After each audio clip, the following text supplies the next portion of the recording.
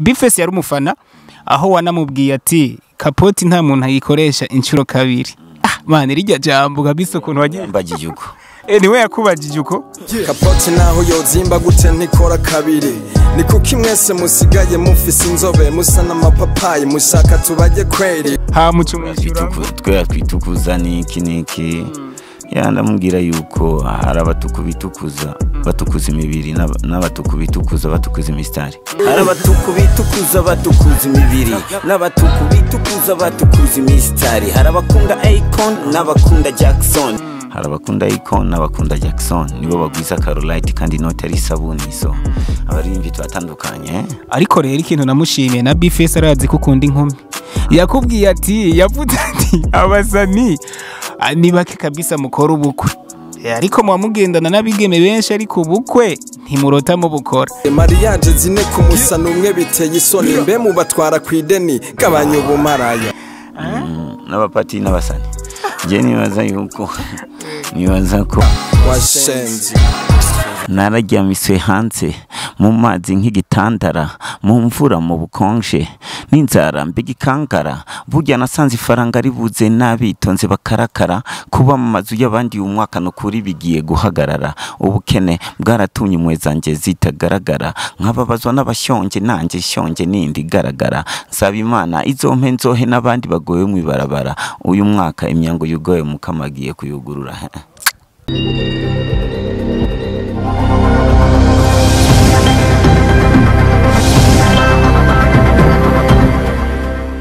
Sinzi ko novuga ati assalamu alaikum canke no ko novuga ati bite muri ivyo bibiri nkoresha cyane.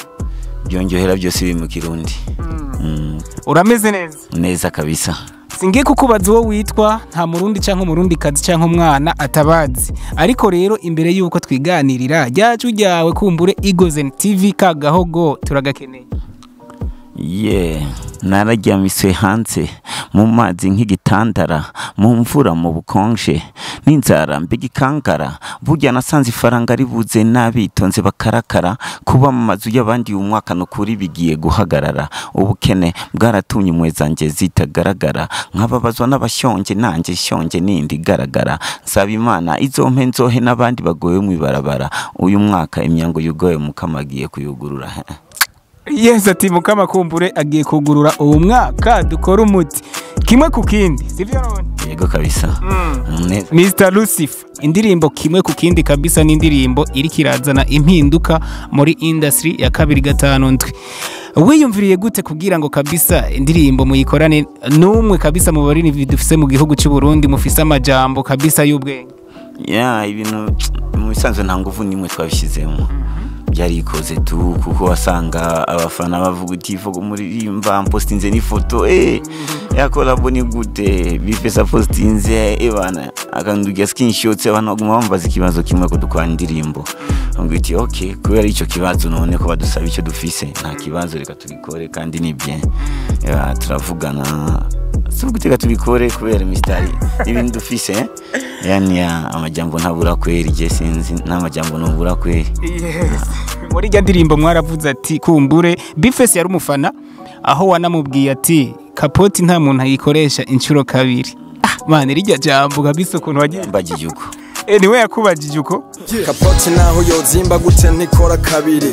Ni kuki mwese musigaye mufise inzobe musa n'amapapayi mushaka tubaje kweri. Ha mucumwishyura Twe twitukuza niki. Ndamubwira yuko hari abatukubitukuza batukuza imibiri n'abatukubitukuza batukuza imistari. Hari abatukubitukuza batukuza imibiri n'abatukubitukuza batukuza imistari. Hari abakunda Akon n'abakunda Jackson. Hari abakunda Akon n'abakunda Jackson. Nibo bagwiza Carolite kandi note ari sabuni so. Abarimbi twatandukanye. Ariko rero ikintu namushimiye na Bifesi arazi kukunda inkumi. Yakubwiye ati yavuze ati abasani ni bake kabisa mukora ubukwe. Ariko mwamugendana n'abigeme benshi ariko ubukwe ntimurota mu bukora. Mariage zine ku musana umwe biteye isoni mbe mu batwara kwideni gabanya ubumaraya. N'abapati n'abasani. Je nibaza ko turabukora boksa kenshi mu birabira hanze ariko natwe turababazwa. Washenzi. ari giye ukunda umuntu kibaza yuko ari urukundo kumbe we yashaka kumenyekana basanga we haye umutima umuntu kumbe agiye kubuta kwipave so na turababara nyene kubera amosozi yifi kenshi twagwa n'amazi nimuyabona amosozi yacu nimuyabona to. Yes, mu kiganiro nakoranye na manager kumbure yateguye iyi tuwa muri ko murakora mu ntara zitandukanye yambwiye ko karite yagushimiye mu bandi barundi bo mu gihugu cacu mu bandi baririmvye bo mu iki gihugu cacu cy'u Burundi ngo uritonze. Nivyo vy'ukuri uritonze ntiyababeshe. Siniyizi cyane ariko nimba yabivuze yakubera twamana cyane byo bari byo kubera turamana cyane. Yes, Mkombozi kumbure yamaze imyaka itari mike atari nga mu gihugu cy'u Burundi ariko amaze kugaruka yashikiye mu madiri atandukanye ndibuka ko waheruka ngahe Gitega uje mu bintu vya biopower ubu naho ugarutse muri tuwa iri kirakogwa mu ntara zige zitandukanye wiyumva gute gushikira mu madiri? Ni wa mwaka bro ikibazo mwe nk'abana b'abantu maka mugiye mu bapasteri babereke ibyejo by'iwanyu itwiza kwereka ibyawe kwanza mbe kubona by'abandi kandi ikindi nacyo kibatwara umwanya nimwiha umwanya wuko stadiri nimwiha umwanya wo kuvuga n'Imana iberekeje muri ko muragenda sasa niyo mpamvu je ibintu byose bishikiye mu buzima mba ndabizi je niyo mpamvu nakina kimwe na surprise birimo nk'indirimbo nasohoye umwaka indirimbo nayisohoye itariki 1 mu kwindwi ko itariki 1 mu kwindwi niyo itariki niwo mwaka w'abarundi mu bisanzwe twe dufa gutwara gusa ibintu mu bisanzwe abarundi umwaka wacu ntangura kuri bonane yacu ni mu kwindwi ahubwo ijya bonane sinzi yo mu ko murafeta nizabandi sasa nk'umurundi umwaka wacu utangura mu kwindwi nasohoye indirimbo uyu mwaka mu kwindwi itariki 1 mvuga uti kuva mu kwindwi gushika mu kwindwi nzoba naratashe mu Burundi kandi kuva mu kwindwi gushika mu kwindwi umuziki amateka keza kuboneka kandi sinya contrat sinya ngaha uyu mwaka teza gusinya kandi urabona ko Imana yabikoze biopower turacyari kumwe ariko bobo ikino gihe bariko bakorera tuko dukorera cyane hari amasabuni mashasha ariko araza dushaka cyitubazanira kandi Gitega ubu naho nazananye ndi kumwe na Hunters Dry ikinyobwa nyene kidatera gasibe nyene cya bien hanyuma akaba ariho dukuze microfinance urabona ko ubu deja kuronka imodoka uri mu microfinance ni easy baradusupportinga baririmbyi ubuzima bugahinduka ni wa mwaka kandi nubu ni murabona musanze je mengo ni murabona mu byo nabonye je uyu mwaka gusa muzomanira. Yes, abaririmbyi kumbure bamwe bagiye baragaragaza urukundo bakunda abanyagitega mu gihe baba kunze performance yaho ndavuga nka We Love Music baraje gukorera video ngaha mu gisagara ca Gitega ariko nawe kumbure ndavye ukuntu wakiriwe umaze gucajya ku ngoma bar wakoranije abantu batari bake baragushengerera kumbure naho wahamaze akanya katari gato.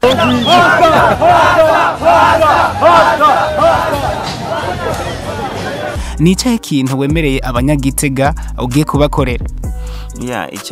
Icyambe na mbere intumbero ni imwe yuko tukiyo kwereka ibyiza by'iwacu na byiza by'iwacu hariyo na shakirato kiri hajya ku kirato kijya ni cyiza nyine isikwiye kumenya stadi byose biri mu migambi hanyuma ikindi nacyo je ari indirimbo naje nazaniye abanyagitega ku munsi mukuru w'abakozi ko naravye Gitega ukuntu iteye imbere cyavuga uti wow ibintu birahinduka pe ikidakura nibuye none ukuntu Gitega yahindutse cyavuga uti okay kubera indirimbo cyavuga uti kanso indirimbo nkora indirimbo yitwa songa mbere ariko yangoye gusohora kubera ariho hit kiri kwera jugumiza simave ncanga ibintu ariko ndaza kubaha performance muri show iyo ndirimbo nifuza ko nzoyikorera ngaha video ya Gitega ariko n'abanyagitega nakeneye support yanyu hariya ndutwara amabuye dutwara amahera kandi je simba muri banki aho nibera ari impapuro z'imistari sasa muri icyo gihe mukora ibitangaza nyene imistari ibipapuro by'imistari bihinduka inoti. Yes, ikintu kunze canka akantu kunze muri Egozen TV ni nkaka ako nakunzi wanyu ni kamera umumenyesha makuru wewe ntiho mukunda wewe sinanakuravye cyane ahubwo nakunze ibibazo ni sawa tu so reka tubashimire cyane kandi